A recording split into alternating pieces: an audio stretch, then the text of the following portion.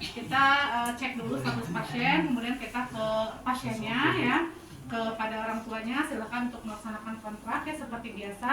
Anggap aja kamu orang tuanya ya. Baik, Ibu ini dengan adik siapa? Ade Rahma. Dengan Ade Rahma, usianya berapa tahun? 8 tahun. Baik, Ibu perkenalkan ya Bu ya, saya perawat Eli. Saya adalah perawat yang akan merawat Ade ya mulai pukul 7 sampai dengan pukul 2 siang ya Bu ya. Gimana kondisi Ade sekarang? Jawab aja, sakit. Apa yang sakit? Kepalanya sakit ya. Kemudian semalam masih demam nggak Bu?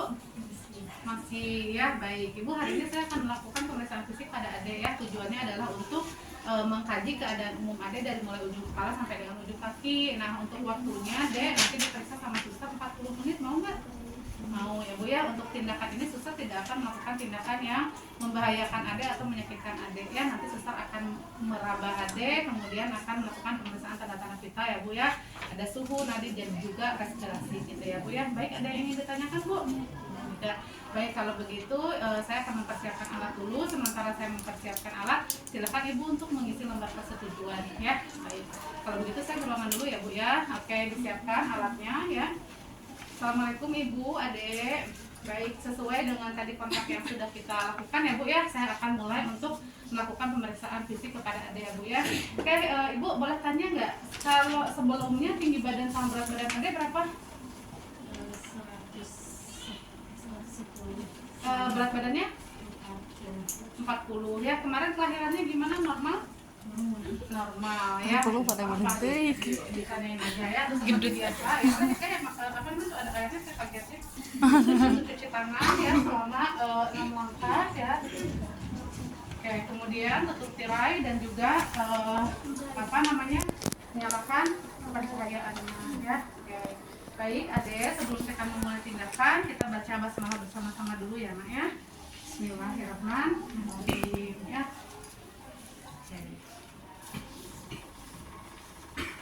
Untuk kesadaran adanya kompos mentis ya bagus, kemudian untuk AI, kemudian untuk GCS-nya juga nilainya ini lengkap ya, nilainya 15 ya.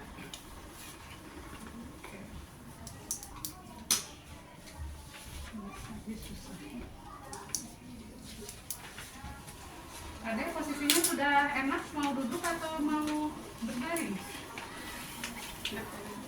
Duduk aja, mau duduk, pusing nggak? Sedikit ya, tapi masih kuat untuk duduk ya. Kalau misalnya nanti ada di tengah-tengah pusing, ada boleh duduk, boleh tiduran ya. Ya boleh, adanya duduk. Oke. Pertama-tama seperti biasa ya, untuk pempis itu kan infeksi parasi perkusi ya. Lihat apa namanya, pertama yang dilakukan itu seperti biasa adalah pemeriksaan tanda-tanda vital. Ya, oke. Untuk pemeriksaan tekanan darah itu berbarengan dengan pemeriksaan suhu. Ya.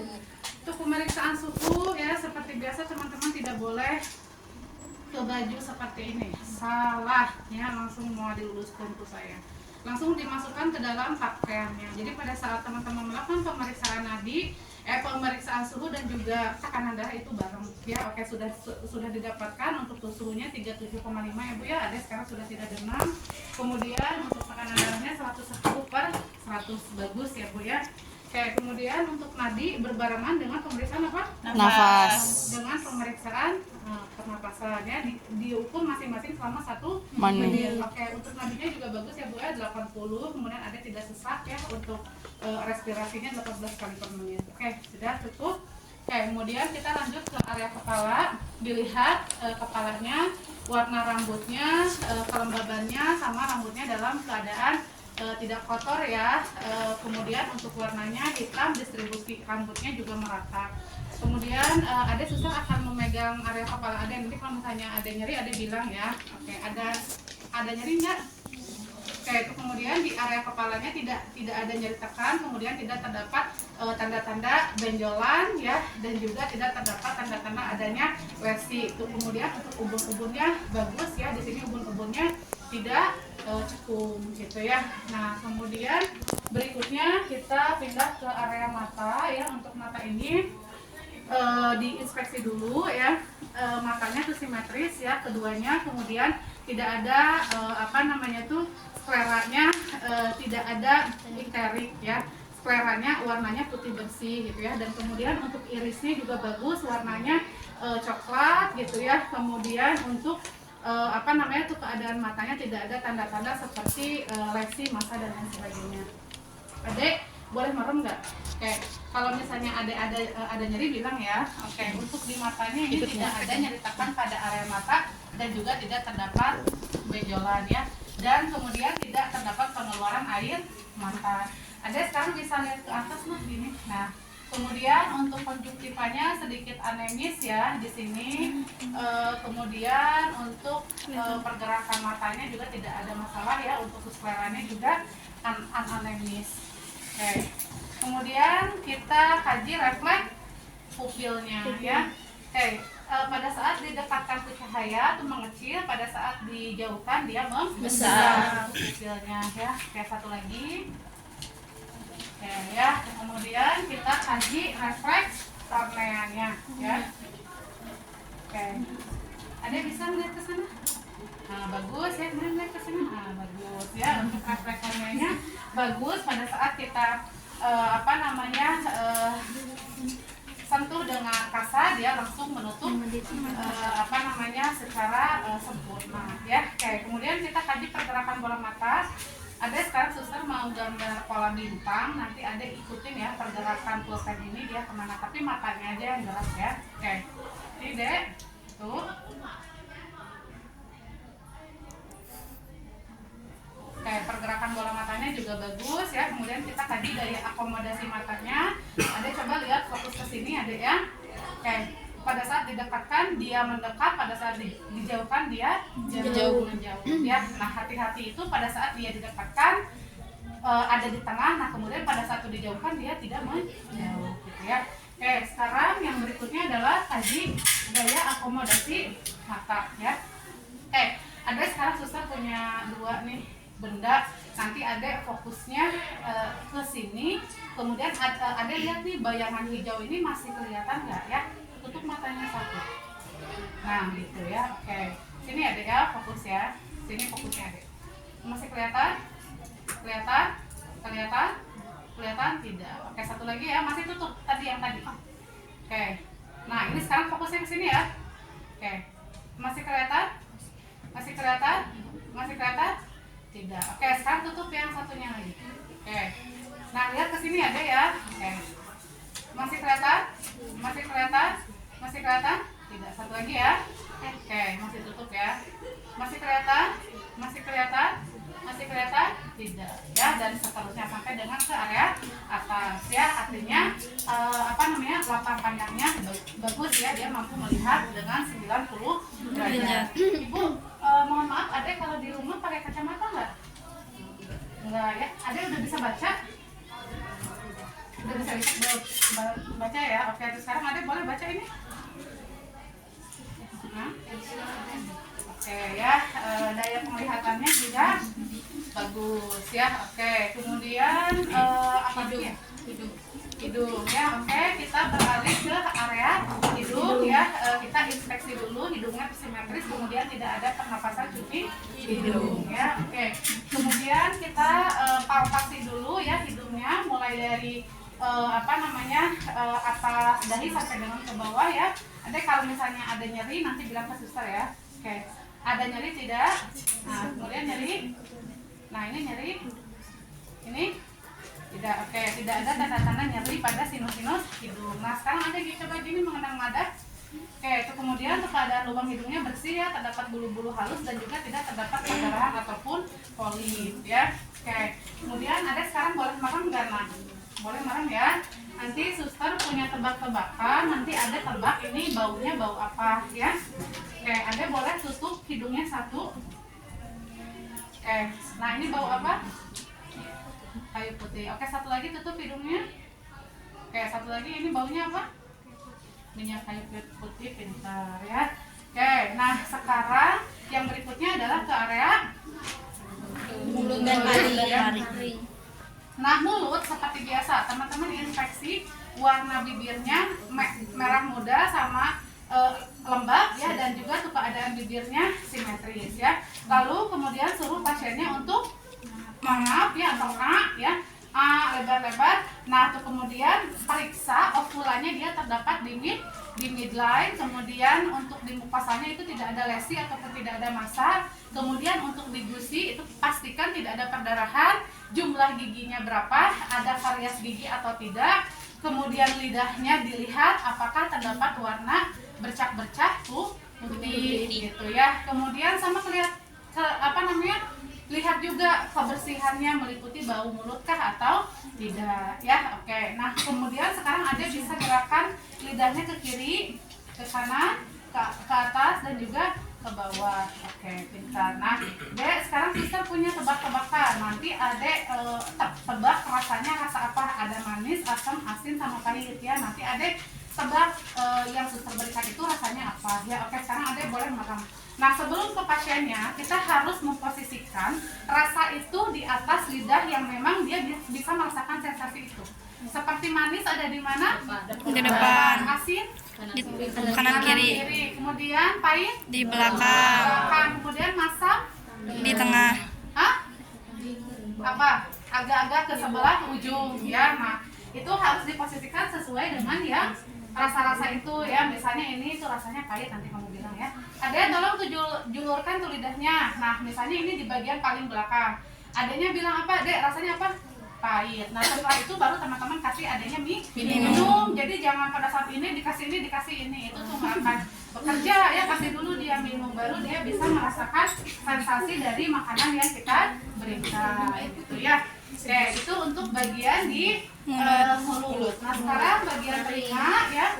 Telinga perhatikan kesimetrisannya, telinga tuh keadaannya tuh simetris ya, tuh kemudian fleksibilitasnya juga bagus ya, tuh kemudian pada saat kita tekan tidak ada tanda-tanda benjolan ataupun massa ya. Oke. Kemudian kita perhatikan dalam lubang telinga tidak ada perdarahan dan juga tidak ada kotoran ya. Satu lagi. Nah, tidak ada perdarahan dan juga tidak ada kotoran ya. Oke, kemudian kita ke kulit area wajah ya. Itu ada pemeriksaan sensasi kulit ya. Sensasi kulit itu adanya suruh merem dulu, Dek, boleh merem enggak?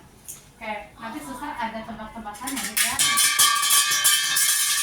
Aduh, nanti ada tebak ya, Dek ya. Kalau misalnya rasanya gini berarti tajam, kalau misalnya ini berarti halus. Nah, nanti ada tebak rasanya di mana yang kerasa tajam atau halus itu, gitu ya. Nah, ini rasanya apa? Nah, di mana? Oke, pintar. Ini di mana? Oke, ya. Kemudian kita perhatikan juga itu elastisitas dari kulitnya ya. Adek, coba kalau misalnya Adek gemes ke mama gimana? Gigit dua-duanya. Nah, coba digigit giginya kuat-kuat gitu. Nah, kalian diperiksa ininya ya, kekuatan otot dari wajahnya gitu ya, apakah kuat atau tidak di sini ya, sambil dia menggigit giginya keduanya secara kuat gitu ya. Itu yang ada di area wajah. Oke, kemudian sekarang kita pindah ke area leher. Oke ya. Oh iya. Nah, kalau AUEO pada saat kita bicara dengan pasiennya mampu menjawab lancar itu tidak perlu. Artinya kemampuan berbicaranya dia baik atau bagus gitu ya. Oke, perhatikan tuh lehernya ya. Warna kulit lehernya sawo matang, kemudian tidak ada lesi dan juga tidak ada massa ya. Kemudian kita palpasi apakah ada pembengkakan kelenjar limfu atau tidak, mulai dari belakang telinga, kemudian sampai dengan ke mandibularis ya, kemudian sampai dengan ke tonsil. Ada boleh nelen? Oke, tidak ada benjolan ya, kemudian ke bawah ke subclavicula sampai dengan ke ini. Sampai dengan ke axillaris, apakah ada benjolan atau tidak. Nah, kemudian yang keduanya masih diperiksa di area sini. Kalau pada anak, ketika dia ada gejala tuberkulosis, itu ada benjolan di sini, kelenjar limfu namanya ya, yang sebiji kacang di daerah sini. Makanya harus kita periksakan juga 2 kali ya, apakah ada benjolan atau tidak. Oke, kemudian kaji kemampuan pergerakan dari lehernya. Sekarang boleh lehernya digerakkan ke kanan,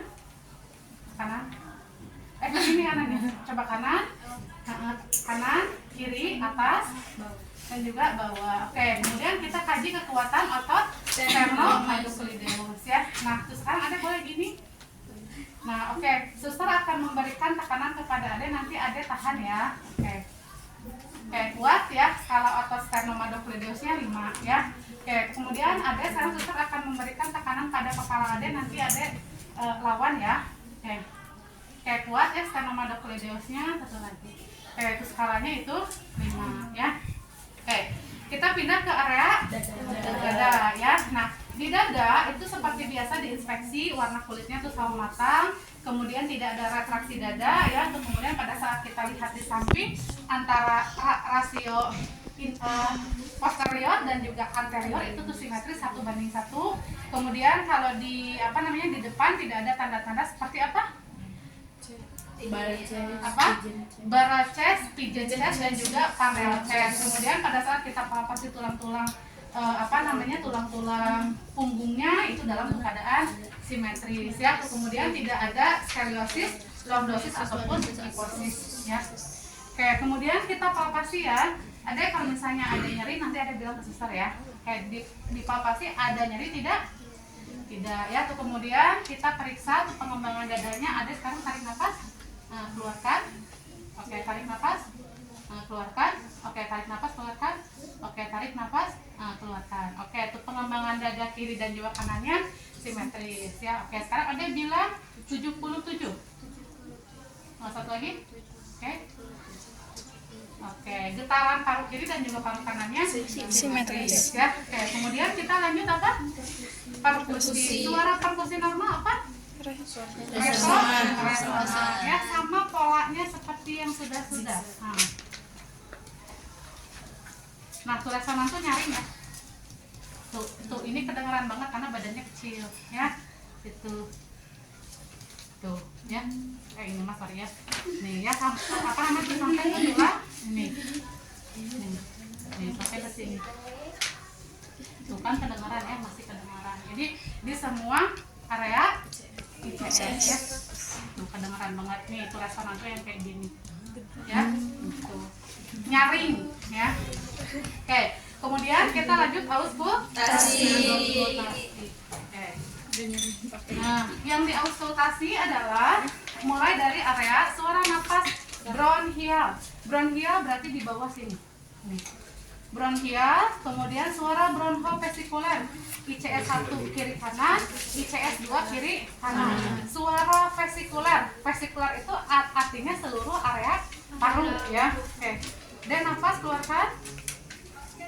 Oke, kemudian nafas keluarkan. Nafas keluarkan. Oke, nafas keluarkan. Oke, nafas keluarkan. Oke, nafas keluarkan. Oke, nafas keluarkan. Oke, nafas keluarkan. Nah, suara nafas normal adalah vesikuler. Ya, hati-hati, terdapat suara nafas tambahan seperti rounding, easy, dan juga crack ya, dan lain-lain. Nanti teman-teman cari. Oke, kita berpindah ke area jantung. Area jantung jangan lihat di situ, saya pusing lihat di situ ya. Gini aja, untuk area jantung itu inspeksi apakah ada tanda-tanda pulsasi atau tidak. Pulsasi itu apa, Bu? Yang pertama, lihat pulsasi itu dari adanya peningkatan pada vena jugularis. Suruh adanya melihat ke kiri, melihat kiri. Nah, di sini kalau dia ada tanda-tanda peningkatan vena jugularis, artinya dia mempunyai penyakit jantung bawaan gitu ya. Pulsasi itu adalah getaran yang muncul dari dalam keluar. Lihat di batas-batas jantung, adakah pulsasi atau tidak? Mulai dari aorta, kemudian pulmonal, kemudian IRB ribs, kemudian tricuspidalis sampai dengan ke area apikal, sampai dia maju ke area mitral. Lihat di area situ apakah ada getaran yang muncul dari dalam keluar atau tidak.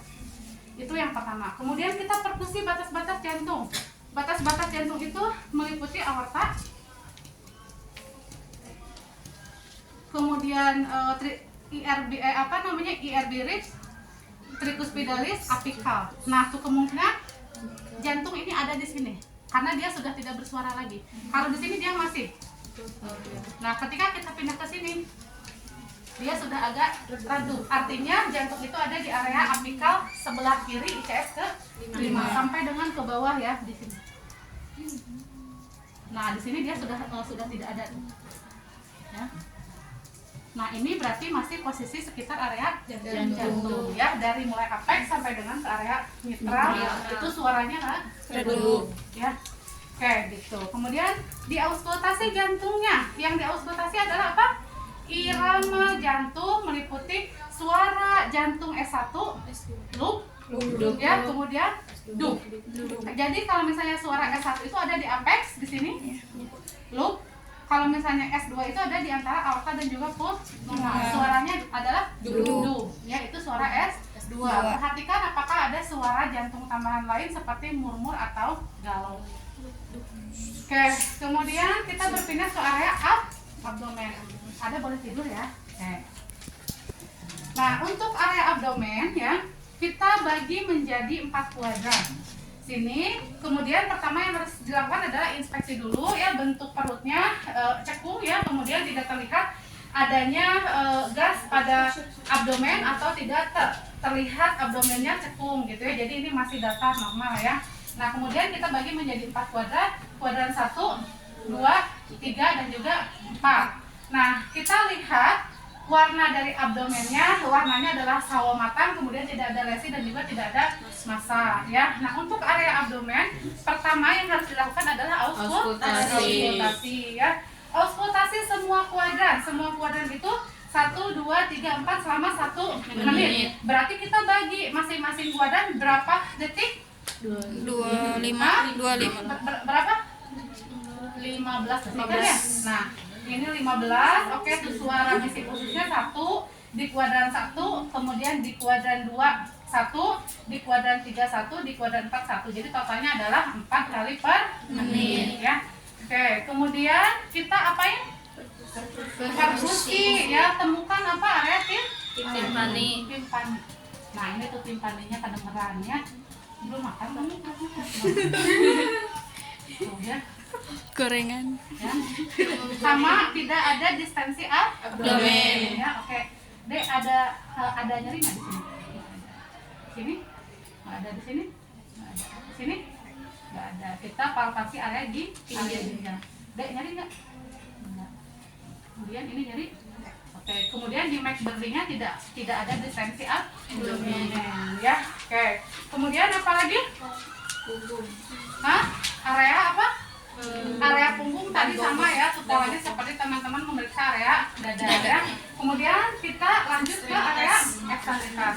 Lihat ekstremitasnya kiri dan juga kanan simetris, warna kulitnya sawo matang, kemudian tidak ada tanda-tanda fraktur ya. Kemudian kita kaji turgor kulitnya juga bagus, dia tidak mengalami tanda-tanda dehidrasi. Kemudian untuk CRT-nya juga bagus ya, kurang dari 2 detik, cuman ini kukunya panjang banget ya Bu ya, nanti saya tutup ya.